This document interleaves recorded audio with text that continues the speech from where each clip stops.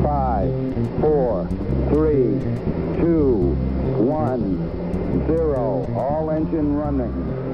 Liftoff. We have a liftoff. Buenos días por la mañana, hoy es viernes 15 de febrero y son las 7 y 17 de la mañana. Hoy un pelín más pronto que estos días anteriores. El tema de hoy, la verdad es que mola un montón.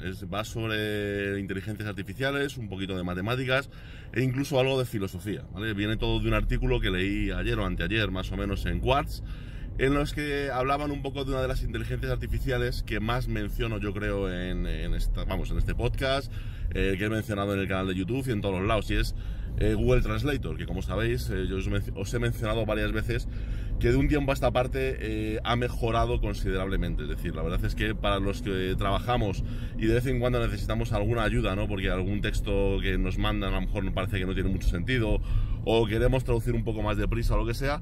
Es cierto que hace unos años era inusable, es decir, tú te dabas cuenta de que las traducciones que te estaba dando eran en general muy literales, no tenían mucho sentido, ¿no? lo que te estaban poniendo y demás, pero de repente muchos notamos que hubo un cambio, ¿no? De un día para otro, que oye, pues hemos pasado de traducciones que no funcionan a traducciones que realmente parece que estuviesen hechos por una persona porque están casi perfectas, ¿no? Y no solo eso, ¿no? Sino que además a nivel técnico, que era algo impensable, ¿no? Que pudiesen funcionar bien, oye, te traduce hasta acrónimos, ¿no? Que utilizamos en la industria y demás, que es algo que realmente yo creo que no nos esperábamos prácticamente nadie, ¿no? La verdad es que eso es una muy buena noticia, ¿no? Que haya podido mejorar así. ¿De qué va el tema exactamente? Bueno, pues el tema va de cómo funciona internamente Google Translator, y la verdad es que es una pasada, es una chulada, o sea, no lo puedo decir de otra forma. Es una de estas cosas que te llaman la atención hasta límites casi insospechados, ¿no? Todo viene de que, bueno, los trabajadores de Google Translator se dieron cuenta de que su sistema, ¿no? Que tenían basado en bases de datos, textos, ir incorporando de un sitio a otro mejoras y demás, no terminaba de funcionar demasiado bien. Es decir, no conseguía lo que estábamos hablando, no conseguía las traducciones que realmente todos podíamos buscar, ¿no? Cuando utilizábamos el servicio como tal. De tal forma que, bueno, pues un día, hace unos años decidieron empezar con un sistema de Machine Learning para intentar mejorarlo, ¿no? Pero al final, cuando tú haces un sistema de Machine Learning, tienes que modelarlo. Es decir, aquí hay una parte que sí que hace, digamos, el trabajador. No es todo un sistema inteligente que lo hace todo por sí mismo, ¿no? Sino que tú tienes de alguna forma que modelarlo. Le dieron muchas vueltas, por lo que se ve, es decir, estuvieron varios meses, ¿no? Decidiendo cómo lo modelaban, y a alguien se le ocurrió hacerlo a partir, digamos, de unas teorías de un filósofo, no me acuerdo exactamente el nombre, sé que el nombre es Ludwig y el apellido es como algo así como Wittgenstein o algo así, pero no lo siento, es alemán y no acabo de pillar cómo es. Intentaré poneros el enlace al artículo. El caso es que esta persona lo que decía es que las palabras en sí no significan absolutamente nada, y es que para que todo lo que quieres transmitir tenga un sentido necesitas no solo una palabra, sino un conjunto de palabras y además un contexto para que esto tenga sentido, ¿no? Bueno, suena lógico, es decir, es una cosa que dicha así, pues bueno, sí, pues como muy filosofal, ¿no? A lo mejor no se le ve tan fácilmente la aplicación, ¿no? Que se le pueda dar a esta teoría, pero los de Google lo cogieron y dijeron, ostras, pues a lo mejor sí que podemos modelar algo basado en esta idea, ¿no? Que a lo mejor sí que tiene más sentido. De tal forma que la idea que tuvieron fue vectorizar las palabras. Y ahora veréis a qué me refiero con vectorizar. Lo primero, hago un inciso rápido, que son los vectores, por si alguien no lo sabe. Si eres mayor de 60 años, te lo perdono, ¿vale? Seguramente no te dieron vectores en el colegio. Si eres menor de 60 años, te los dan en el colegio. Otra cosa es que a lo mejor pues, no terminas de pillar muy bien para qué servían. Los vectores no es más que es una forma, digamos, es un ardid matemático en la que lo que haces es coger información basada en una longitud y una orientación. Digamos, es como un palo que lo orientas en un sentido. Entonces la información que te da ese palo es cuánto de largo es el palo y a dónde está apuntando, ¿vale? Es decir, sin más. Lo bonito de los vectores, si es que se le puede llamar bonito, es que puedes hacer matemáticas con ellos. Es decir, puedes sumarlos, puedes restarlos, puedes hacerle operaciones, puedes cambiar de perspectiva, entonces quedan apuntando de otra forma, los puedes cambiar de dimensiones, puedes hacer un montón de cosas con ellos que en cosas que no veis, véase, yo que sé, videojuegos, GPS y cosas por el estilo, son la base fundamental, y son unas matemáticas que son muy útiles, sobre todo porque puedes resolver muchas veces gráficamente cosas que de otra forma solamente podrías hacerla, digamos, con montones de números y operaciones y demás, ¿no? Es la parte, digamos, pues bonita, es decir, que tiene todo esto, ¿no? Entonces, ¿qué es lo que han hecho estos de Google? Pues lo que han hecho es lo siguiente, es decir, han dicho, vamos a coger todos los textos que podamos, es decir, Internet es muy grande, vamos a seleccionar textos bien escritos, evidentemente, no porquerías, Y lo que vamos a hacer es analizar palabra por palabra, pero, viendo qué palabras van antes y qué palabras van después. En concreto, si no me equivoco, eran 2 palabras antes y 1 palabra después. Vamos a hacer un análisis bastante, digamos, exhaustivo, ¿no? de todo esto. Y lo que vamos a hacer es asignarle, digamos, que un sistema de Machine Learning a base de aprendizaje sea capaz de asignarle a todas estas palabras un vector, ¿vale? Es decir, un valor, o sea, una longitud de palo y una orientación para cada una de las palabras. Han cogido este sistema de Machine Learning, lo han basado en una red neuronal que digamos que es, podríamos llamarlo algo así como una estructura que funciona muy bien con los sistemas de Machine Learning, ¿vale? Para no complicarlo demasiado, para eso ya sabéis que hay otros canales que hablan del tema. Simplemente, es decir, lo que vamos a hacer es eso, analizar las palabras, le vamos a que el sistema les vaya asignando un poco a prueba y error, ¿no? Pues eso, longitudes y direcciones, hasta que el sistema encuentre un patrón entre los distintos vectores y sea capaz, a partir de eso, pues de sacar información de ese patrón, ¿no? Lo pusieron a funcionar, esto supongo que les llevaría meses o años, no lo sé, ¿no? Porque parece que es una operación bastante complicada, ¿no? Pero cuando lo pusieron funcionando llegaron a un punto que dijeron, oye, parece que las relaciones que ya hay entre las palabras empiezan a cobrar sentido, ¿no? Y lo que se dieron cuenta es que si te vas a palabras conocidas e intentas ver qué es lo que hace el sistema, que es la parte complicadísima, ¿no? de los sistemas de Machine Learning, es que al final no sabes muy bien cómo funcionan en su interior, pero en este caso, como habían modelado muy bien cómo iba a funcionar el sistema, fueron capaces de sacar información y empezar a ver qué vectores representaban a qué palabras, ¿no? Y se encontraron con cosas muy curiosas y que son, digamos, la clave de por qué funciona también este sistema de Google, ¿no? Y de Google Translator.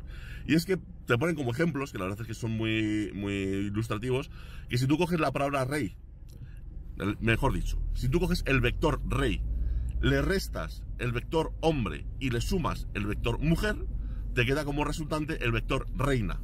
O sea, es súper curioso. Es decir, esto lo hace evidentemente en un montón de dimensiones, es decir, no simplemente como en un papel en 2 dimensiones o en el espacio, sino que son vectores con montones de dimensiones para intentar facilitarle la operación al sistema, aunque nosotros los humanos, digamos, que lo veamos bastante peor, porque lógicamente no somos capaces de ver más allá de 3 dimensiones. Es decir, podemos imaginarnos 4, pero un poquito más, ¿no? Pero, oye, es curioso.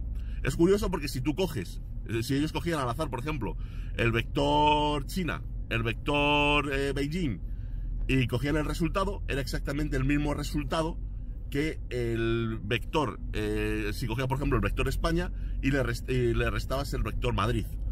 Y el resultado no es el vector capital como tal, sino que es una parte de lo que significa la palabra capital, porque al final cada una de las palabras, digamos que tiene varios significados, que es un poco ahí donde viene la parte de la filosofía y donde viene el kit de la cuestión. Y es que al final una palabra puede tener un montón de significados y dependiendo del contexto tienes que coger uno u otro. Es decir, en este caso capital, nos referimos a la capital de un país, pero también capital puede ser una cuestión de dinero, ¿no? Es decir, que es una cosa que no tiene absolutamente nada que ver. Pues la gracia es esa, es decir, que al final el sistema ha sido capaz de crear vectores, ¿vale? Vectores de relación que los relaciona con palabras, pero cada palabra tiene varios vectores asociados. Es decir, al final, pues si yo pongo, yo qué sé, ¿qué os puedo decir? Banco, lo típico que te ponen en el colegio, pues para banco, el sistema habrá creado 4 o 5 vectores, dependiendo si se refiere a un banco de sentarse, o un banco donde vendes dinero, o algo por el estilo, ¿no? Esto es lo curioso. Pero tiene una cosa que es incluso más interesante, ¿no? Que es lo que a mí me llama más la atención. Y es que este sistema ahora entrenado, se puede utilizar para otra cosa que es, pues yo os digo, más impactante que todo lo anterior. Y es que si hay algo que pensábamos que seguramente las máquinas no serían capaces de pillar, digamos, de forma acertada, son cosas como la ironía. Es decir, en una conversación, cuando tú dices, si yo por ejemplo os digo en esta conversación que estamos teniendo ahora mismo, si yo os digo los haters o los trolls del canal de YouTube son gente muy lista, sabéis que lo estoy diciendo de forma irónica, sabéis que me estoy realmente metiendo con ellos. En principio un sistema de traducción o algo por el estilo no tendría por qué entender a lo que me estoy refiriendo. Pero si tú lo entrenases con suficientes conversaciones en las que hubiese pues de todo, un poquito de ironía, un poquito de humor, un poquito... el sistema sería capaz de crear para las distintas palabras distintos vectores dependiendo del contexto en el que estés hablando. De tal forma que empieza a ser posible que dispositivos, pues como en un futuro, es decir, esto no es mañana, pero no muy lejos, pues que dispositivos como el Google Home o como Siri o como Alexa sean capaces de entender, pues eso, la ironía, o que entender que estás en un contexto en el que estás triste, o en un contexto en el que estás más alegre, o en un... Es decir, eso es muy interesante porque te das cuenta de que al final, de alguna manera, nosotros funcionaremos de una forma más o menos similar. Es decir, nuestro cerebro con el tiempo ha ido aprendiendo que las palabras van cambiando de significado dependiendo realmente de dónde están ubicadas. Es decir, lo importante no es la palabra como tal, sino la idea que te surge en la cabeza cuando te están contando alguna cosa, ¿no? Y esto es un poco lo que ha conseguido esta gente, y la verdad es que me parece espectacular. No puedo decir otra cosa. Y nada más, era lo que quería contaros hoy. Yo creo que es súper interesante, pero súper interesante lo que están contando, porque es una forma de relacionar tres campos, como ya os digo, son la matemática, la filosofía y en este caso la tecnología, las inteligencias artificiales y demás, que creo que es bastante guay. La verdad es que a mí me ha llamado mucho la atención. Y nada más, hoy es viernes, es el día de es triste pedir, pero más triste es robar. Para que no lo sepáis, porque no hayáis visto antes no hayáis escuchado antes el podcast, os agradecería que me dejaseis una reseña en iTunes.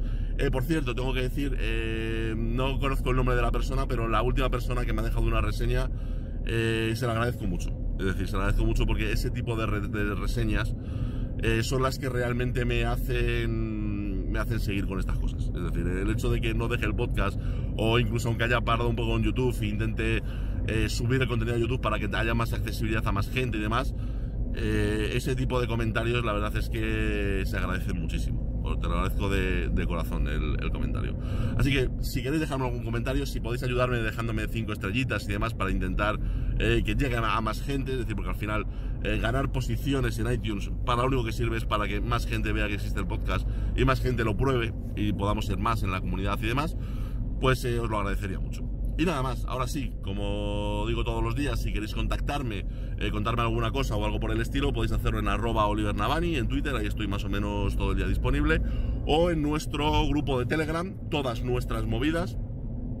Ahí, pues bueno, discutimos, charlamos, se hacen preguntas, consultas, se comparten enlaces, pues todo tipo de cosas, ¿no? Es el sitio, yo creo, más adecuado para poder hablar, pues, de nuestras movidas, nunca mejor dicho. Y nada más, ahora sí, ya para terminar, como digo todos los días, todas las semanas, en todos los podcasts, recordad lo más importante: no se dice machine, se dice machine. Un saludo, chao.